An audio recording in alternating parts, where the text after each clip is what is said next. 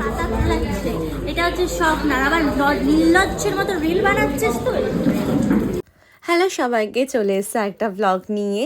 সবার তো সরস্বতী পুজো কাটিয়ে ফেলেছে, আর নতুন সরস্বতী পুজো আসার সময় হয়ে গেল, কিন্তু আমি এখন ব্লগ দেওয়ার টাইম পাচ্ছি না, তাই আমি এবছরের ব্লগটা দিচ্ছি। তো আমার আগের ফটোগুলো নিশ্চয়ই সবাই দেখে নিয়েছে। আমরা সরস্বতী পুজোর দিনটা সকালবেলাতে আমরা মালবিকার বাড়িতে সেলিব্রেট করেছি। তো অনেক ফটো রিলস বানানোর পর আমরা খেতে চলে এসেছি দুপুরবেলাতে, দুপুর নয় বেলা 3টের সময় আর কি। প্রথমেই চলে এলো গরম গরম গোবিন্দভোগ চালের খিচুড়ি। কিশমিশ আর কাজু বাদাম দিয়ে খিচুড়িটা ছিল, দারুণ লেগেছিল আমার। আমার এই ধরনের খিচুড়ি খেতে ভীষণ ভালো লাগে। তারপর চলে এলো লাবড়া বা ঘ্যাট, যেটাই আপনারা বলে থাকেন না কেন। তারপর এলো গরম গরম বেগুনি।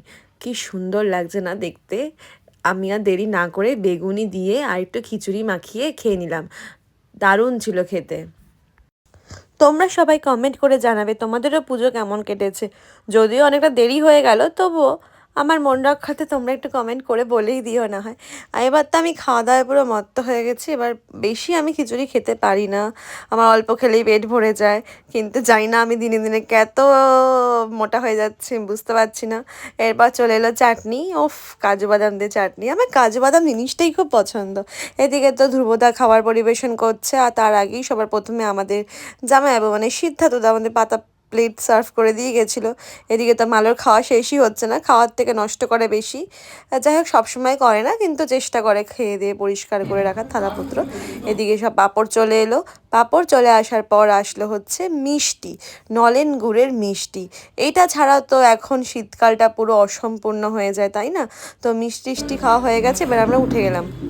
দেখো, খাওয়া দাওয়ার পরে আমাদের এই পাতা ফেলাচ্ছে, এটা হচ্ছে শখ না। আবার নির্লজ্জের মতো রিল বানাচ্ছিস তুই।